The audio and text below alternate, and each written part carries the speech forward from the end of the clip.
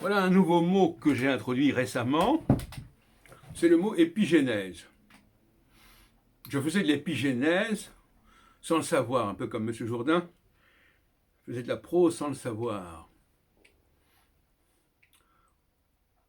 Disons comme ça, on contribue à une discipline sans savoir au départ que le nom de cette discipline.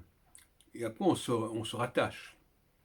Je propose donc désormais d'aborder la question de l'astrologie sous l'angle de l'épigénèse, mais également la question du peuple hébreu, par exemple.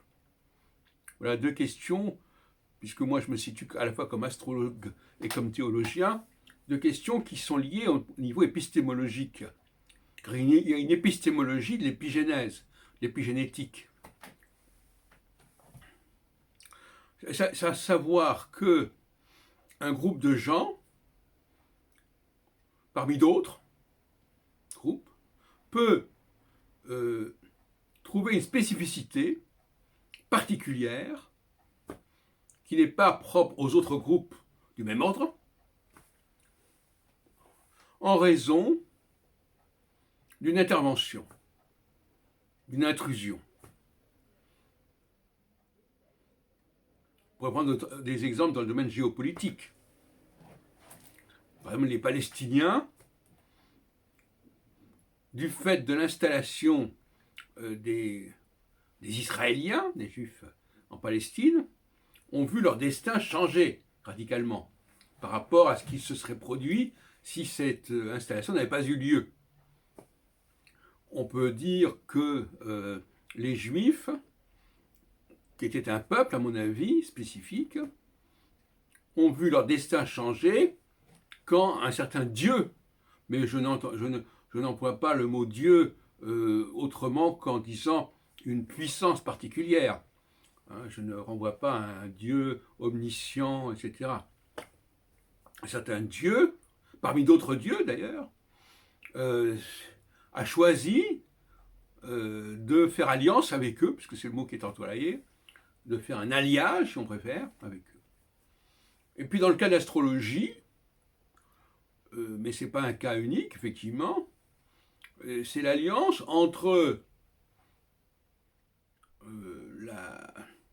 la divination, par toutes sortes de moyens, et une astronomie qui va essayer de se relier à cette divination. Comme on le voit notamment chez Ptolémée, qui publie à la fois des ouvrages d'astronomie et d'astrologie, et près d'15 siècles plus tard, Kepler fera pareil. Bon. Donc, ce sont des disciplines qui vont connaître un autre destin que le destin des autres groupes équivalents, ce qui fait que l'astrologie sera en porte-à-faux quelque part avec les autres formes de divination, à tort ou à raison, parce que justement elle aura fait alliance, ou on aura fait alliance avec elle, enfin peu importe, avec l'astronomie.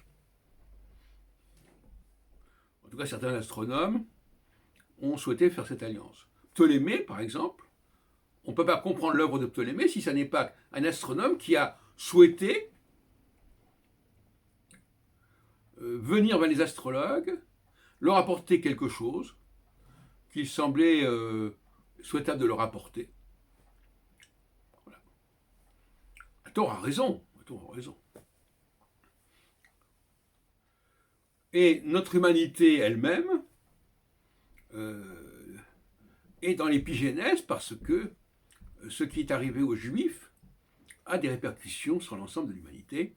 Ce qui est arrivé au ciel, à notre système solaire, parce que je pense qu'il y a une intervention à ce niveau-là, au niveau de la biotechnologie, a eu évidemment des répercussions sur l'ensemble de l'humanité. Ce qui nous conduit à une certaine idée de la théologie et ce que j'ai appelé les trois créations. Bon. Mais sur ce point, ce n'est pas le but de cette vidéo.